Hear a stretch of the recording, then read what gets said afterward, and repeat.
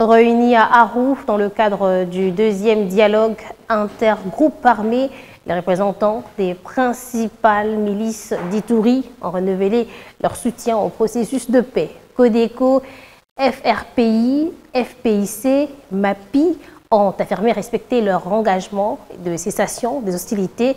Deux groupes restés en marge, Zaïre et Chini Yatouna, ont également manifesté leur adhésion en désarmant plusieurs combattants. Un tournant encourageant pour une province longtemps meurtrie par les violences communautaires.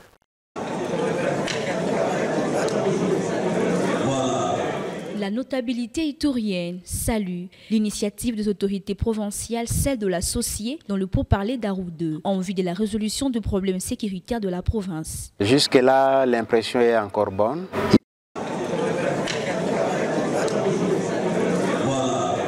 La notabilité iturienne salue l'initiative des autorités provinciales, celle de l'associé dans le pourparler d'Arou 2, en vue de la résolution des problèmes sécuritaires de la province. Jusque-là, l'impression est encore bonne. Il est question de sortir de nos égaux, de voir l'intérêt général de l'Ituri. C'est ce qui prime. Ce qui est intéressant, nous avons écouté avec vous tous les 6 groupes armés de l'Ituri. Ils se sont exprimés librement et les travaux évoluent bien. Je crois que, comme disent les uns et les autres, la fumée blanche pourra sortir demain. Ces dernières s'engagent à s'impliquer activement dans la mise en œuvre effective des résolutions qui seront prises lors de ces assises. Nous savons travailler, ils ont parlé, ils ont été francs, ils ont dit toutes les vérités ouvertement. La première des choses que nous, en tant que communauté, nous avons salué. Deuxième des choses, c'est qu'ils se sont engagés au processus.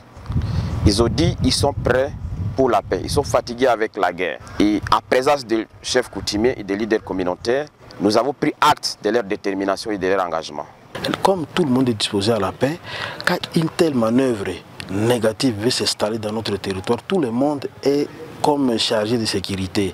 On ne peut pas accepter que tout fils d'Arou puisse aller dans ce sens-là.